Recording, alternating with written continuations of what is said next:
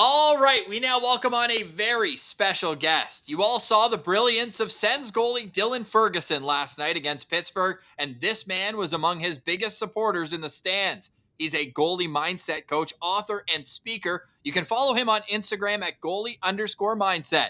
Pete Fry, welcome to Locked On Senators. How are you doing today? Fantastic. Ross, Brandon, I really appreciate you having me on here. It's my honor. I've followed your podcast. You guys do a phenomenal job, and just, yes, keep rocking it. And I'll share this with our followers. And yeah, appreciate what you guys do. Great to be on here. Honored. We appreciate what you do. We're a goalie friendly show, so anytime we can get different angles into the position and what goes in off the ice to make the performance that we saw last night especially amazing. So Pete, we appreciate you just as much, and we also want to know how your last 48 hours has been, because from you get the phone call, I assume from Dylan, that he's getting called up to the NHL, and next thing you know, he's facing Crosby, Malkin, and the rest of the Penguins. Yes. Yeah. So Dylan called me and basically said, I'm getting called up. I think I'm going to start in Pittsburgh. I don't know for sure. And I'm just like, well, just assume you're going to get the start. Just assume you're going to get the start. I made a little joke. I asked him, I said, did you ask the GM why it took him so long to bring you up? It's weird. And so he didn't ask him that. He didn't ask the GM that. And yeah, that's how it started. Booked a flight. Boom. All of a sudden I'm in Pittsburgh.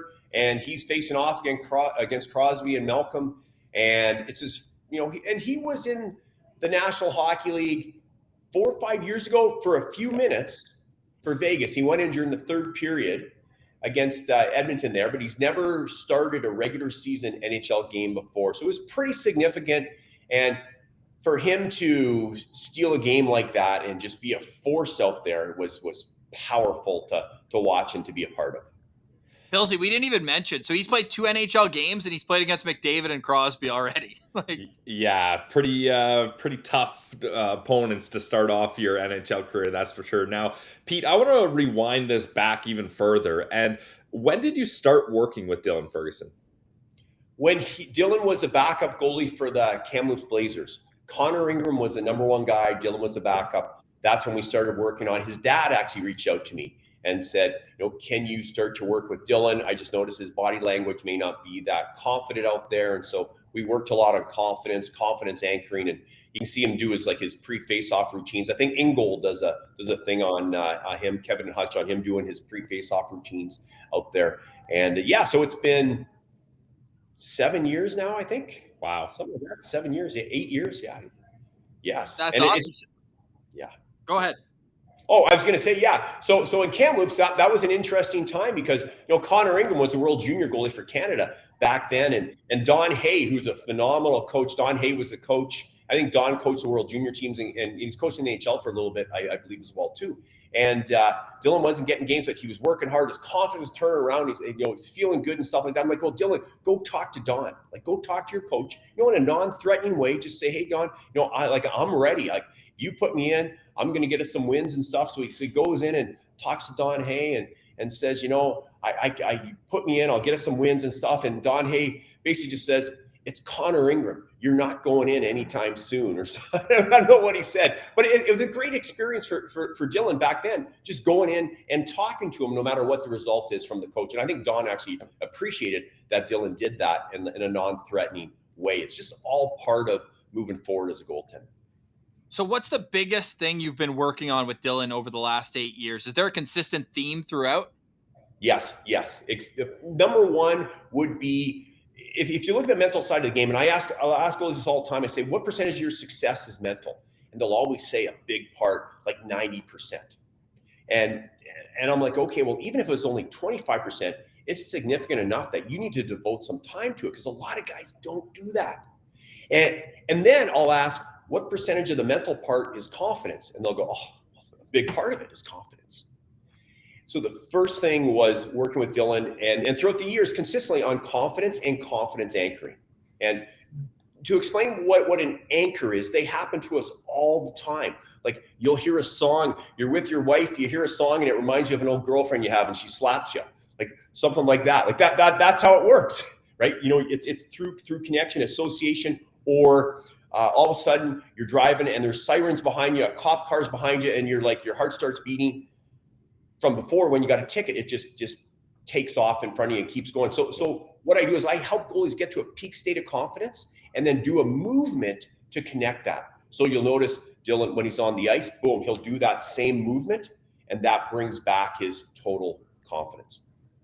Yeah, that's awesome. And that's a way to kind of connect the mind and the body together to be like, okay, I did my movement. That's my signal to be confident. That's how I can get started here. So I really like that. And I think young goalies need to start understanding the importance of being prepared mentally. Now, you were telling us that Dylan spent a month of the past summer living with you. Now, as far as I understand, that's kind of unorthodox for the player to actually be with his trainer or anyone guiding him full time. Usually you meet at a gym or something. What's the ideology behind that and that kind of relationship with the goalie for you? Well, I think Dylan, he really wanted to be in a different element before training camp because he had a PTO to Toronto and he wanted to be in a different element for that. And so Dylan moved into our house. He moved into my daughter, who's at university. She goes to Ryerson, which has changed its name, I believe, but she goes there. So we had to defemalize her room for Dylan, for him to go in there. And so it was Dylan, my wife, my son, who's 16, and he's a big outdoorsman, never wears shoes and climbs and the cold tubs, all that good stuff there. And so it was actually a really great environment for Dylan to be in. And then the whole the extreme nutrition and things like that as well too. And so the whole mindset behind that was to build his belief system, number one. So one of the pictures that you'll see that I sent to you, and maybe we can show it on the screen at some point, or however you guys want to do that. It's of Dylan playing for the Toronto Maple Leafs. That was done before Dylan even went to training camp for the Toronto Maple Leafs. Yes. So my media, my support team put that together for Dylan. And so that's Dylan's head on a Toronto Maple Leaf goaltender. I'm not sure. Do you know which goaltender that is? That his head is on? We'll forgive him for wearing the Leafs jersey, by the way. I know, sorry. But anyways, so and I'll talk to you about that as well too. I'll talk to you about how that works in a sec. So we did that, and then I got at Staples to do like a real life-size poster. So in his room in our house, he walks in his room, and there's a huge picture on the bedroom wall of him playing for the Toronto Maple Leafs. Here's the power of that. The subconscious mind, every time you wake up, it's in alpha state initially. So the first thing you look at, your brain doesn't know the difference between what's real and what you imagine. For example, some people like scary movies, but we all know that scary movies are fake. Yet you go to a scary movie, you can say it's fake all day long, but all of a sudden the lights are turned down, there's some creepy music, boom, someone jumps out the screen, you're jumping back, even though you're going, it's fake, whoa, and then you jump back. Because the subconscious mind cannot tell the difference between what's real and what you imagine. So you can really use that in a positive way. And then at night, before he goes to bed, he would look at that as well too. Thomas Edison, the greatest inventor of all time, he said, never waste an evening not talking to your subconscious mind. Never waste an evening without putting information into your subconscious mind or asking it to come up with something for you, because it's working for you during the nighttime as well too. And then of course we did an audio. So he would listen to an audio as well with that as well. And that's all part of creating the clear picture. I remember when I first did that with Jeff Glass, because Jeff, he was a former Sens draft pick. Sens prospect. He was the goalie for the best world junior team of all time, too. Well, and I just told this story actually to a group of real estate investors in Vancouver. And I said, number one is Jeff Glass was a world junior champion. He won the CHL Goalie of the Year, best in the Western Hockey League, the OHL, and the Quebec League. And he was a third-round draft pick. And 14 or 15 years later, he had yet to play a game in the National Hockey League. And he had all the skills. And so when I reached out to Jeff, what are some mental blocks? One of the things he said is, I see myself as an almost NHL goalie. And that's what happens. Like when I was drafted by New Jersey, I thought, what are the chances? I just talked to a friend of mine who was drafted by Vancouver. He was a goaltender, never played there. I think he signed but never played there. And he's like, I thought it was so far away. And so that's what happens. So we got to bring it close to the subconscious mind. It's got to be top of mind. So then I talked about, and I showed this, a mind map of Stuart Skinner when I was working with Stuart there. And it was and I can send that to you guys if you want that. but with him, it was right when I was with Stuart at the NHL draft in Chicago, and a month after, we sat down at Boston Pizza, got him a mind map out the next season. Well, he put down on that mind map, win the Vezina Trophy. He put it playing the NHL All-Star game, all that, like all this stuff there. And, some of that has come true. And some people may say, well, he hasn't won the Vezina Trophy. So is that BS? And I'm like, no. Would you rather set a goal to make $100,000 a year and make $100,000, or set a goal to make $2 million and only make $1 million? Right. Yeah. So that's how the brain works. So going back to Fergie, that's the science, or the testing behind why we did that. Why I did that with Dylan, and of course at the same time, Dylan's the guy who, like, Dylan's got to take all the credit here. You know what I mean? He's the guy who did it. He's the guy that put it into action. He was the guy last night in front of 20,000 fans facing Crosby and Malkin, and boom, just locked right in. We'll get back to a longer conversation with Pete soon, but first, a quick word from our friends at Athletic Greens. Today's episode is brought to you by a product that I use literally every day. It's AG1 by Athletic Greens.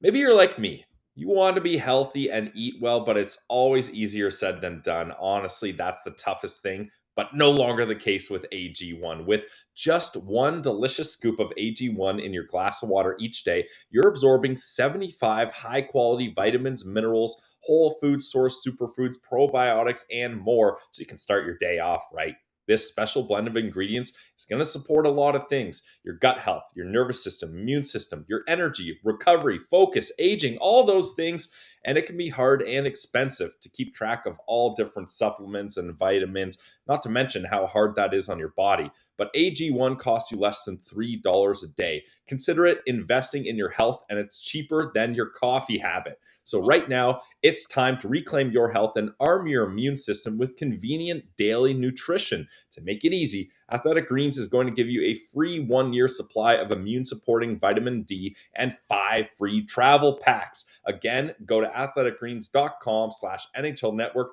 to take ownership over your health and pick up the ultimate daily nutrition from Athletic Greens.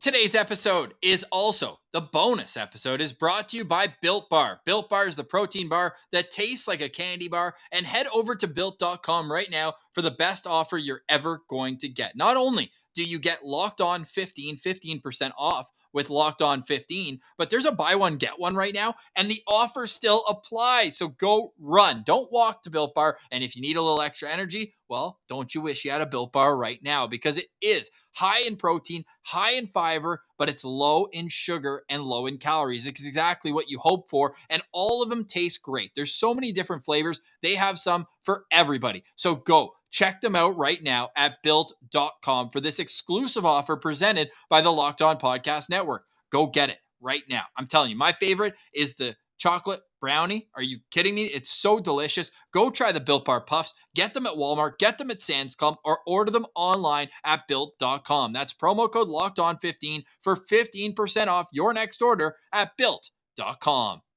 All right, now back to more of our conversation with Pete Fry. And it's almost a good thing he probably didn't know Ottawa hadn't won in regulation in Pittsburgh since 2012. It had been 11 years since they won in regulation in that building. So a house of horrors. Now, you mentioned, hey, not a house of horrors, but the house you guys were living in together in the summer. Was that in BC? Because you told me a really great story. I'd love you to get into it about the that you guys got into over the summer as well. In Coquitlam. So where we are, we're up very high, basically in the mountains. There's trails all around us, and there's lots of bears. There's lots of bears around there. And so my son would lead us on these hikes, and he's barefoot, no shirt. We're out crazy. There. And it's like 8:00. It's starting to get dark. This was in August now. It's starting to get dark out, and we went the wrong way on the trail. And so John's like, my son is like, let's go back this way. And we got our dog Turner, who's a 90-pound dog. He looks like a Rottweiler, and he looks big and mean. He's super nice. And we're walking, Dylan, John, and myself, we're trying to go back. It's getting dark now. And in the mindset's powerful. Although out there, you can all of a sudden, you're like, was that a bear? Like, you hear noise and things like that. And Turner, our dog, turns around and goes the other way, and he starts barking. He's going crazy. He's like going nuts.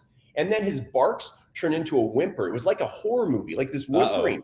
Yeah. And then I look, and around the corner comes Turner, like just booting it, like it's like dust coming out from under his feet. He's going so fast, and he's whimpering.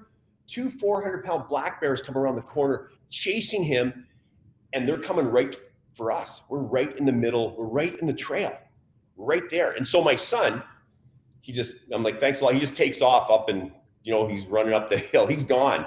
Dylan's there. I'm there. You're supposed to stare a bear down and face a bear and stuff. And my main thinking went to my dog. How do I get him back?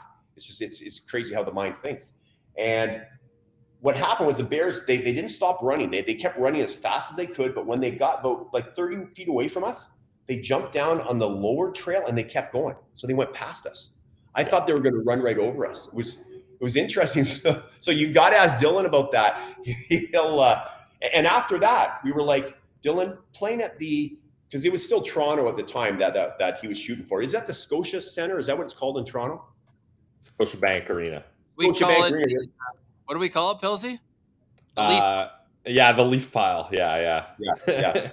Playing in the Scotiabank Arena is nothing compared to that. What you just went through.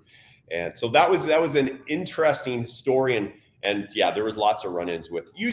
Usually the black bears are fine. They were probably running away from something, and we thought they were chasing Turner, but they might have just been running away from something else. You know what they say though? If it's black, fight back. If it's brown, lay down. If it's white, good night when it comes to fighting bears. So there's a little adventuring for us. Now, I got to ask you, because one of your main things here is about being dialed in and feeling confident. How far into last night's game did you know that Dylan was feeling that way? Was it in warm-ups? Was it when he made his first save? Was it that glove save on Malkin where he's able to stretch out? At what point were you able to say, yeah, he's dialed, he'll be in one tonight? I think right away, like right away, I think you could see with his body language. Yet, here's the thing with goaltending. There are so many uncontrollables as a goaltender. And one of my clients, he just got the one of only 3 50 save shutouts in the Western Hockey League in the last 20 years. Talon Boyko, he signed with the New York Rangers. And we talked after that game, right? I don't know what they won, like 1-0, something like that. And he's like, Pete, I got a shutout. He goes, last game when I didn't come up with 5 saves, we lost 5-1, and I was called out in front of the team. He's like, I think I played better. So what I mean is everything came together. Like Dylan's performance was there, and the result was there. The thing that fans and even head coaches, they really need to keep in mind is sometimes a goalie can still play well and not come up with the save. He played well, and he came up with those saves because there's uncontrolled. Now I'm talking 2-on-1 back doors where they're tipped last minute and things like that, where you can still perform well, yet you may not get the result. And to me, that's where you have to have the powerful bounce back when that happens, right? And it's just part of a goalie. Being a goalie is dealing with adversity. But yeah, he was locked in right away to answer your question in a really long-winded manner. Yeah, and one super cool part of last night's game, Pilsy, to toss it over to you, is he let in the one goal, but no change in his body language, and then look at the team go down and get the win in regulation. That was awesome to see, Pilsy. I know you noticed that too. Yeah, and I think what you mentioned there holds a lot of weight, Pete, because I think casual fans that aren't goalies or don't know about goalies, you let in 5 goals and they're like, well, it's the goalie's fault. You can't let in 5 goals. And I get flack online for being like, I know he let in 5 goals, but I actually thought he had a good game. And people are like, what are you talking about? But you're in the NHL. Like, you're going to get beat. Even if you're perfect, you might get beat more often than not. So I think that's a really good point. Now, final question for me, and Pete, we got to have you back on to get more into this. I love it. You guys are so much fun. Yeah, that'd be awesome. Yeah, we're both goalie guys, and we want to educate people on the position, and no better person to do that than yourself. So final question for me, just so people can kind of get a better understanding of what it is you do. Where can people find out more about what you offer? And if there's young goalies or goalie parents listening to this, what would your advice be for them? They can go to petefry.net, petefry.net. That's my website there. On Insta, it's goalie. I think you already mentioned goalie _mindset. Okay. And I'm not sure what it is on Twitter, Pete Fry Mindset. I think the same thing on TikTok, Pete Fry Mindset, something like that. Pete Fry _mindset on Twitter. Yeah, exactly. Can I talk about one thing which I think was significant yesterday as well too? Yeah, please do. Yeah. Okay, and I think you'll love it. Is one of the keys I always say to goaltenders is you got to be in the athlete mindset. You got to stay out of the fan mindset. See, when I played, the reason why I do what I do now is because I was a mess when I played. Like I was a mental mess, basically. I was up and down, all over, looking at the time. So I guarantee you, Dylan didn't look at the time once last game. He mentioned that. He said the only time he looks at the time is when it's the end of a power play, so he can slap his stick for the boys. Yes, exactly. The other thing, when Ottawa scored, if you were to watch Dylan's body language, you cannot tell Ottawa scored from Dylan's body language, and that's to remain in the athlete mindset. You and me would have been one knee down, pulling the fist, taunting the other team. Yes. But sorry, so go on. So you just thought that's an important piece of the puzzle is no change whether you're up, whether you score a big goal, you let one in, everything stays even keel. Yes, that is super key. The other key thing too is when you don't come up with a save, it's done that very moment. It's over. Because a lot of goalies do video replay in their head during the game. As soon as the whistle goes, the only job as a goalie is to rest, relax, revitalize, conserve those concentration calories. And I noticed, I watched Pittsburgh, I watched the goaltender for Pittsburgh after he didn't come up with a save, the second save. He's watching the replay up there. Yeah, I noticed that. He's skating back to the bench. He's still watching it. And it's like, it's got to be shut off right away. The best thing coaches did, who's that controversial coach? He is coaching, he was coaching the Rangers. Is he coaching them now? Who's he coaching? Tortorella, he's in Philadelphia. Yeah, he took the iPads off the bench, I think. Best thing ever. I like that. So you just be in your own mind, be in the moment, make saves, and almost use the mental tools that you've gained along the way to just be able to have trust in your body and your ability to make saves.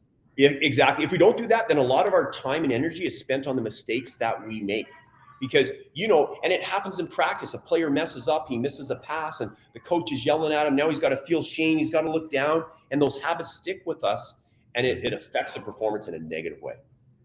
I really like this insight. I can't wait to have you back on. We could chat for hours, Pete. Really appreciate your time. Now, final question from me here is, what's the plan? Now, you're in Boston right now. I think you said Amy, Dylan's girlfriend, has been with you through this time of being able to be in Pittsburgh. Now, are you going to keep rolling until Dylan either finishes the season in Ottawa? Like, what's the plan? Are we going to see you in Ottawa on Thursday? Amy went back. She went back this morning, I believe, because she's her cat. I think her cat. And I may go to, I may go to Ottawa right after here. I'll probably go to Ottawa because Andrew Mercer, the goalie coach of the Ottawa 67s, he does a great job. He's a good friend of mine. I got some other Troy, who's on my media team. He's there as well too. So I'll probably go to Ottawa from here, and it's close to Montreal too because I work with Caden, the goaltender not for Belleville, but Laval. Yeah, but Caden Primo. Yep. Yeah, he's going to be a Montreal Canadian before you know it. That's awesome. Well, can't say I'll be cheering for him, but we do see. I know. Anyway. We do. Hey, we love to see Dylan's success. What a story, eh? Yeah. Like from potentially being back to the ECHL and then gets a chance to come on with Belleville, makes the most of it. And I'm sure, I'm not sure, I know that he thanked you yesterday as being a big part of his support system. And yeah, we're taking you up on this, Pete. We really appreciate it. I love it. Doing it again. Yeah, Dylan's got a big heart. He's a great person. He's going to be so great for the Sens organization. He's a team player, loves to win for the team, loves being around the guys and stuff. So he's perfect for them. And he's got the goggles, man. Did you see that video last night? Hey, when they hand him out? How cool is that? That's awesome. That is awesome. Awesome to chat with you, Pete. Everyone go check him out on Instagram. He got to chat with Dylan right after the game, posted that on Insta. That was some great insight as well. So goalie_mindset. Pete, thanks so much for doing this and enjoy the rest of your trip. Ross, Brandon, you guys are the best. Thanks for having me on.